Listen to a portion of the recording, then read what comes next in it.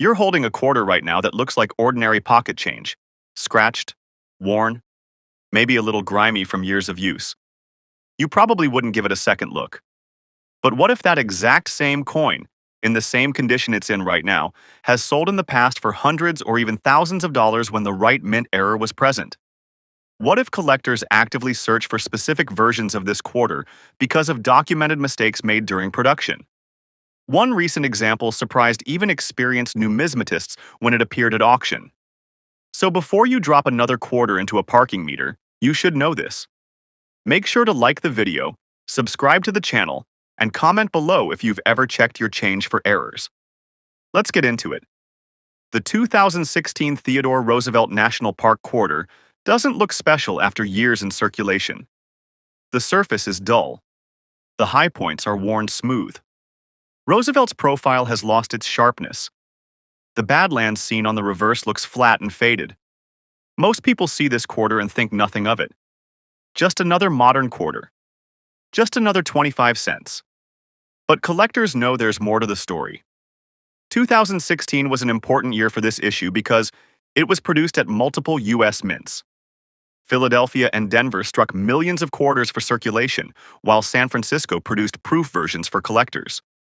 Beyond proofs, certain Philadelphia and Denver circulation strikes left the mint with measurable errors. Those errors are what separate an ordinary quarter from a collectible one.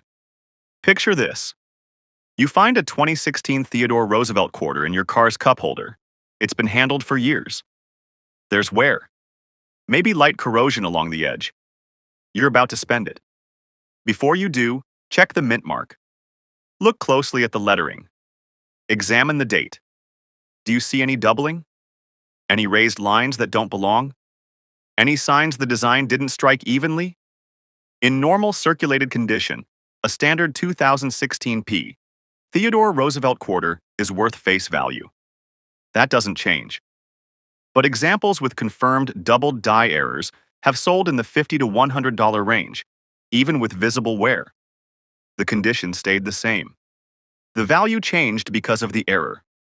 Off-center strikes are another documented variety. These occur when the blank planchet is misaligned during striking. If the date and mint mark remain visible, collectors consider the error collectible rather than damaged. Circulated examples of off-center 2016 Theodore Roosevelt quarters have sold in the $300 to $800 range, depending on how far off-center the strike is and how clear the details remain. Then there are wrong planchet errors. These happen when a quarter design is struck on a blank intended for a different coin. Some 2016 Theodore Roosevelt quarters have been confirmed struck on dime planchets, nickel planchets, and other non-standard blanks. These coins weigh differently and have noticeably incorrect dimensions. A circulated example struck on a dime planchet has previously sold at auction for over $2,000, despite showing clear wear. In modern error collecting, rarity often matters more than appearance. A heavily circulated wrong planchet quarter can command more interest than a flawless normal strike because only a small number are known to exist. New discoveries are still being reported as collectors search rolls and old change jars. Major die breaks are another category to watch for. When part of a die breaks away, it creates a raised area known as a cud. A 2016 Theodore Roosevelt quarter with a large cud extending along the rim into Roosevelt's portrait, despite heavy wear and surface marks, sold for approximately $1,200 when offered publicly. The condition was secondary. The error was the key factor. Some of the most notable results involve coins with multiple confirmed errors. Examples combining off-center strikes with doubling or wrong planchet errors with visible die cracks are especially scarce. One documented 2016 D Theodore Roosevelt quarter struck off-center on a nickel planchet with doubling visible on the date sold for over $5,000, even though the coin showed clear signs of circulation. The important takeaway is this.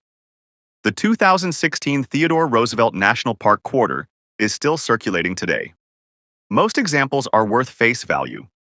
A small number, however, contain identifiable mint errors that collectors actively seek. Those coins do not need to be perfect to attract attention. Wear does not automatically eliminate value when a legitimate error is present. Never judge a quarter solely by how it looks. That worn 2016 Roosevelt quarter in your pocket may be ordinary, or it may deserve a closer look. Checking your change carefully is how collectors identify pieces that stand out from the rest. In the world of error coins, unusual details are what matter most, and valuable discoveries often come from the most unexpected places.